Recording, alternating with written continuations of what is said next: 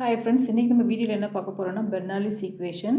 So Bernoulli's equation வந்து எழுதுறதுக்கு முன்னாடி first Euler's equation of motion derive பண்ணிட்டு அதுலேருந்து பெர்னாலிஸ் ஈக்குவேஷன் எழுதணும். ஸோ உங்களுக்கு என்ன கேட்பாங்கன்னா ஆயிலர்ஸ் ஈக்குவேஷன் ஆஃப் மோஷனோ பெர்னாலிஸ் கேட்டாங்கனாலும் ரெண்டுமே சேம் தான், சரியா? ஸோ ஃபர்ஸ்ட் என்ன பண்ணுறாங்கன்னா கன்சிடர் அ ஃப்ளோ.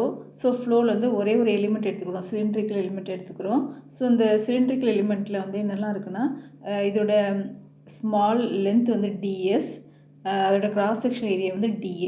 டிஎஸ் டிஏன்னா என்னென்னா ஒரு ஸ்மால் பார்ட். ஸோ இதில் என்ன ஃபோர்ஸ்லாம் ஆக்ட் ஆகுதுன்னா first pressure force it is acting in this direction, அதுக்கு ஆப்போசிட்டாக ஒரு ப்ரெஷர் ஃபோர்ஸ் ஆக்ட் ஆகுது, இது வந்து resultant force.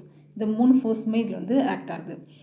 So resultant force வந்து இதில் எப்படி எழுதியிருக்குமா, நெக்ஸ்ட்டு இது வந்து என்ன பண்ணுறீங்க அப்படின்னா டிஏவால் உள்ள மல்டிப்ளை பண்ணிங்கன்னா p into d A, next p plus rho p by dou s into ds into dA minus rho g. எதுக்காக இங்கே மைனஸ் போடுறோம் அப்படின்னா இங்கே பார்த்தீங்கன்னா pda இந்த டைரக்ஷன் ஆக்ட் ஆகுது, இது வந்து என்னது இங்கே ஆக்ட் ஆகுது, இது ஆப்போசிட் டைரக்ஷன் ஆக்ட் ஆகுது, அதனால இதில் மைனஸ் போட்டுருக்கோம். இதுதான் உங்களுக்கு ரிசல்டன்ட் ஃபோர்ஸ். ஸோ இந்த டயக்ராம் வந்து பார்த்துக்கோங்க, இந்த டயக்ராம் பார்த்தீங்கன்னாலும் இதில் எழுதிடலாம். Next where a s it is called as acceleration. So நமக்கு தெரியும் ஆக்சிலரேஷன் வந்து rate of change of velocity. So dv by dt. So a s எப்படி எழுதுவீங்க, dou v by dou s into ds by dt plus dou v by dt. So இதுலேருந்து v மட்டும் தனியாக எடுத்துட்டிங்கன்னா என்ன வரும், dou v by dou s plus dou v by dou t.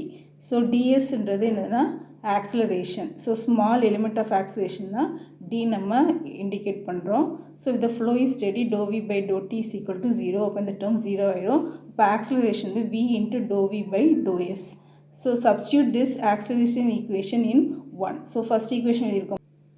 So இதெல்லாம் நீங்கள் சப்ஸ்டியூட் பண்ணிங்கன்னா உங்களுக்கு இந்த மாதிரி ஈக்குவேஷன் கிடச்சிரும். So divide by rho d s d A divide பண்ணிட்டீங்கன்னா உங்களுக்கு இங்கே வந்துடும். இங்கே ஃபஸ்ட் இதில் பாருங்கள் ரோ இல்லை, ஸோ அதனால் நம்ம என்ன பண்ணுறோம் கீழே ரோ போடுறோம், ஏன்னா டிவைட் பண்ணும்போது ரோ இருக்கா. நெக்ஸ்ட்டு மைனஸ் இருக்குது, இது எல்லாத்தையும் ப்ளஸ்ஸாக மாற்றிட்டிங்கன்னா இந்த மாதிரி வந்துடும். ஸோ காஸ் தீட்டா உங்களுக்கு தெரியும், இதுதான் ஒரு ஸ்மால் எலிமெண்ட் எடுத்துருக்கோம். ஸோ டிஇசட் பை டிஎஸ் தான் cos theta.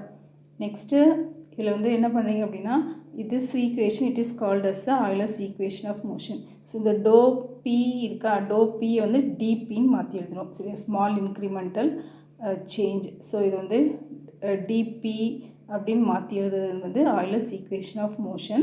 So Bernoulli's equation from Euler's equation வந்து இதை வந்து நீங்கள் இன்டகிரேட் பண்ணிட்டீங்க அப்படின்னா உங்களுக்கு வந்து பெர்னாலிஸ் ஈக்குவேஷன் கிடச்சிடும். ஸோ இதுதான் Euler's equation of motion. இதுலேருந்து நீங்கள் இன்டகிரேட் பண்ணிட்டு வர்றது தான் வந்து உங்களுக்கு Bernoulli's equation. So if the flow is incompressible rho is constant. So இது எல்லாமே ஃப்ளூயிட் ப்ராப்பர்ட்டிஸில் படிச்சிருப்பீங்க.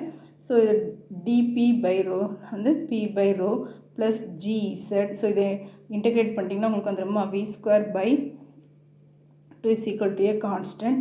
ஸோ டிவைட் பை ஜி இதெல்லாமே டிவைட் பண்ணிங்க அப்படின்னா உங்களுக்கு இந்த ஈக்குவேஷன் கிடச்சிடும். ஸோ இதுதான் உங்களுக்கு பெர்னாலிஸ் ஈக்குவேஷன். லாஸ்ட்டாக நீங்கள் எடுத்து எழுதுறது இது எழுதணும், பி பை ரோஜின்றது pressure unit per unit weight of fluid or pressure head. V square by 2g வந்து kinetic energy per unit weight of fluid or kinetic head. Z வந்து potential energy per unit of fluid or potential head. So இதுதான் உங்களுக்கு Bernoulli's equation. So இது வந்து தரவாக படிச்சுக்கோங்க, இது வந்து கேட்டிருக்காங்க முன்னாடிலாம். So பெர்னாலிஸ் and Euler's equation. That's all. Thank you for watching.